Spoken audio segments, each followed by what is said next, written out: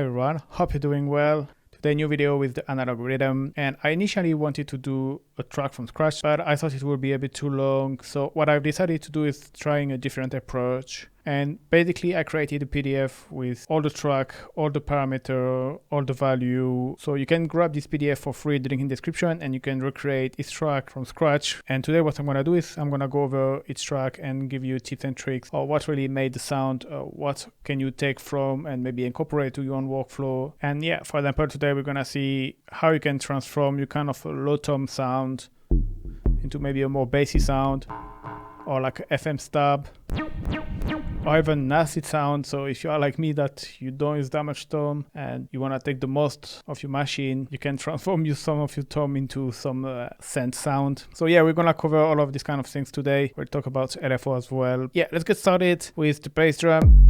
We sound like this. So I used the BD art for this one.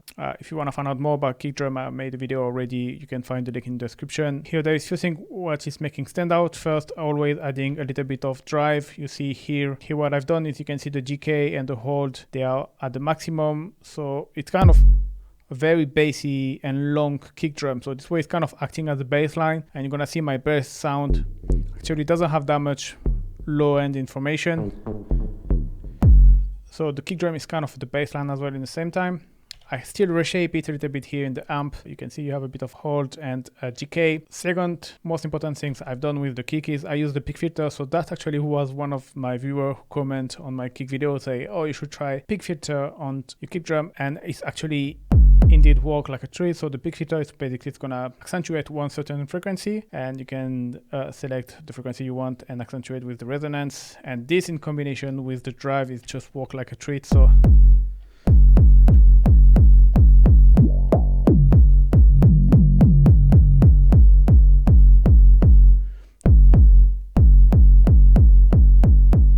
you can decide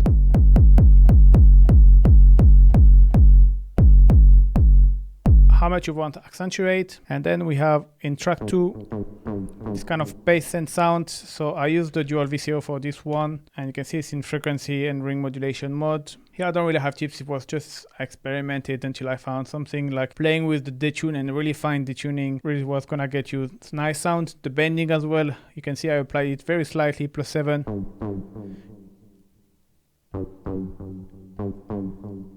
It gives the nice dramatic pitch effect.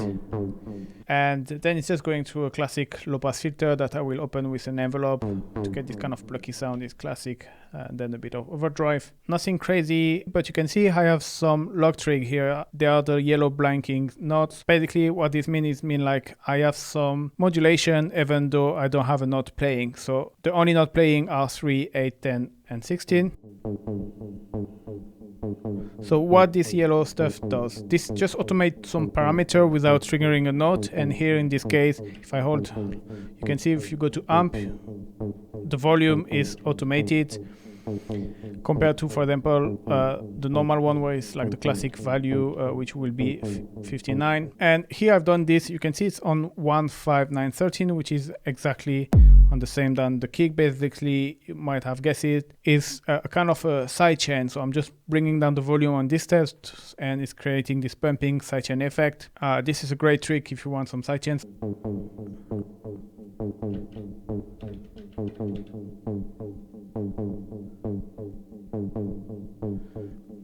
You can clearly hear that it adds some groove. To make this log trick, it's easy. You press function and then you press the step you want, and this way it doesn't play the note, and then you just press like usual and you bring down to the value you want.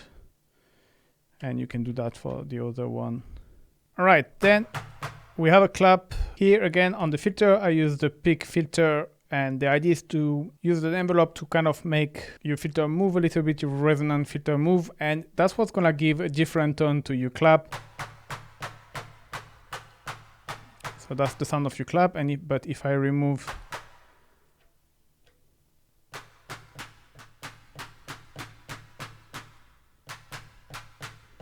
that was the original sound of the clap.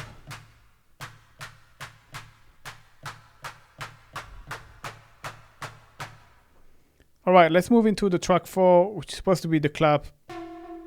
but you can see this kind of Detune scent, and that's what I like with the Analog Rytm, is that you can do more than drum. For example, me 12 drum tracks. I will rarely have that many drum tracks, so the great thing is I can use, for example, like 6 drum track, and then there's 6 other. I will just have some scent or some weird percussion. And the cool thing is here you have the dual VCO on the 4 first track, so that gives you a lot of sonic possibility. And for this scent, you can see I use the oscillator configuration where both oscillators are adding to each other, and you have a sawtooth and a kind of a saw.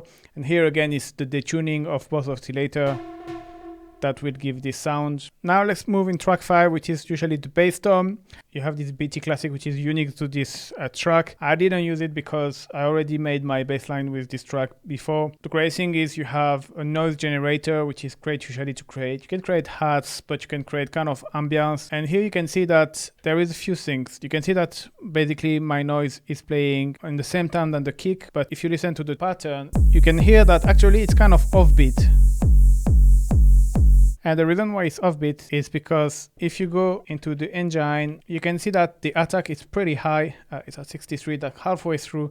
And that's what's gonna create very long attacks. So which means that before your sound reach your maximum, you is gonna be offbeat. So basically the sound is at 0 and 1. It's going up until the maximum on step 3, stay up on stage 3 and 4, and then again start from 0 on step 5, go up until step 7. And this way it's kind of creating these hats effects. The great way as well is because I put into a lot of delay and reverb. It's kind of an ambient sound, so it's like groovy. I use here one tip. I use a very slight LFO on the frequency filter. I have a high pass filter here with a bit of resonance. So what's gonna do is gonna give this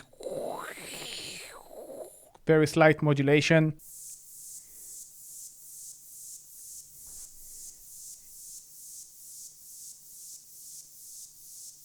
Then here I have my bass sound. So again here I turn the XT Classic, which are kind of the tom engine that you can find in LT, MT and HT. And I kind of turning into a bass sound. In order to do that, what I've done is again low pass filter with envelope, plucky envelope. And here because of the overdrive as well, you're gonna see if I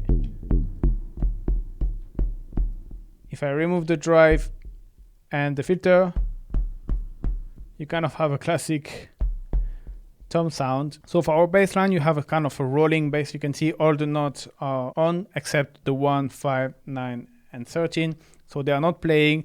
It's just, again, a volume automation to kind of creating this sidechain effect. But what I've done as well on top of that is I play with the velocity of the other note in order to have a very high velocity in 3 and a lower velocity in 2 and even lower velocity in 4. So if I go to trigger here and I hold 2, you can see it's at 64. Here is at the default value, which is 100. And here is at 84. So it's actually this one lower, very high in the middle, then nothing, and then low, very high in the middle. And on top of that, I had added accent on 11 and 15 just to add some variation. And you get this kind of driving effect, which gonna work well with your kick drum. Alright, so like I told you, I'm not a big fan of toms, so you have 4 toms in the Analog Rytm, so you have to be creative to find different way to use them. And you can see I kind of managed to create a kind of FM-ish sound. I use still the Tom Classic. I will use this one all the time. And here the trick is to go to your LFO, and you can see that there is a very strong pitch modulation on the tuning of your tom, which is gonna basically create, if I bring this back to 0, you have your classic tom sound, which is a bit filtered here, but still. And then you can just, you have a kind of a very fast LFO which gonna modulate your pitch, and it was giving you this weird metallic sound that I filter a little bit. I had a bit of drive as well as usual, and a bit of delay and reverb. Here again the pumping effect sidechain. Now next one is this acid sound. So there is 2 things that make kind of an acid sound. You obviously need your resonant filter that's going to be modulated by an envelope, and sometimes you have what we call the glide, which is kind of a pitch modulation. And here you see we have both. So first let's go into the filter. You can see it's like the classic low pass filter, which is modulating by a very sharp envelope. You can see the envelope modulation here and very sharp decay, no attack, no sustain. Because if I remove that, I still have this pitchy sound, but it doesn't really sound like acid anymore.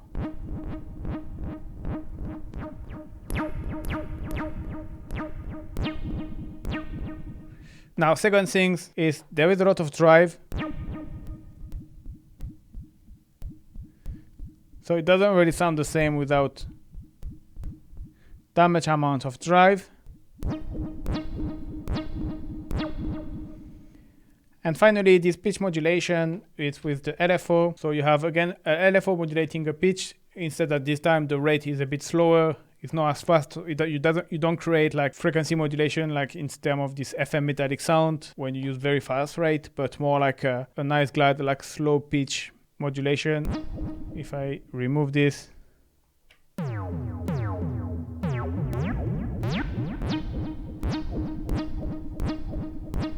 and yeah, that's how you create an acid sound with a tom sound. So yeah, that's something that I notice sometimes. I have a groove and I feel it's missing something. I feel it's not as groovy as it should be. Like I feel like the notes are more or less at the right string, at the right step, but it's something a little bit off. It should be slightly shifted. You know, for example, if when I was there, I was feeling something was like not exactly at the same place. If when I was trying to put on 4 or 2, I get a different feeling, and micro timing is great for that.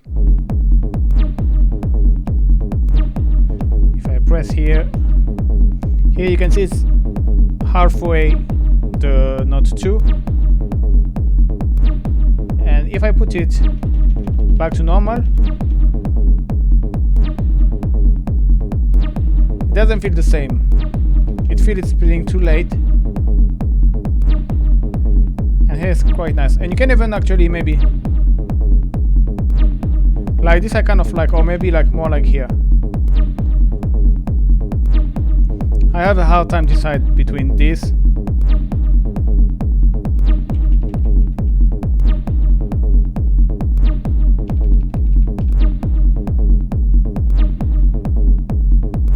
Actually might like better like this. I'm having second thought. Here on this one though, even if it's just a simple close hi-hat, I still have a few chips. So it's a classic 16 close hi-hat. You don't have the trigger here because it's for the open hat to play. You see you leave space for the open hat to be a bit more open. You can hear it's longer here. Dun, dun, dun, dun, dun, dun, dun, dun. So that's why there is this. So here again, we kind of have our sidechain, except on this one, the note is still playing. So you might wonder why I don't use the velocity to create the sidechain. Well, it's a good question. If I want more like kind of a pumping effect, like a sidechain compression, I will use the volume. If I want something more like a driving effect, more for the groove, I will use the velocity. It really depends. One thing I've done here, I use the bandpass filter to kind of give a nice color to your hat. You know, you filter it, so it obviously gives a certain color. That's your default.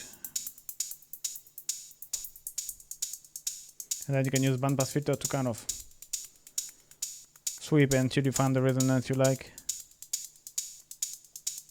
And I don't know if you can hear, there is some pitch modulation.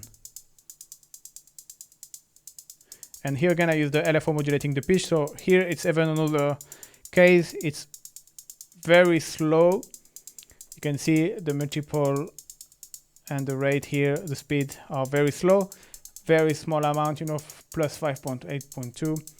So that's create very slight and slow pitch modulation, and that just adds variation to your track and your pattern. And then finally, you can hear it's a detune kind of sound, so you have to be very gentle the way I detune here with this knob. You have your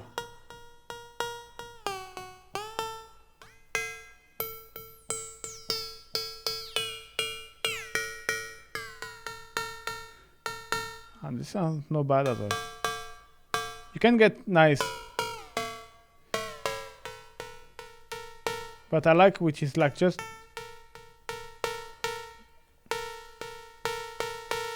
you could play with that as well during when you're playing live, but yeah, it's a nice sound. a bit more pluckier. And then a classic 16 note with, again, the volume here being down, so creating this pumping effect.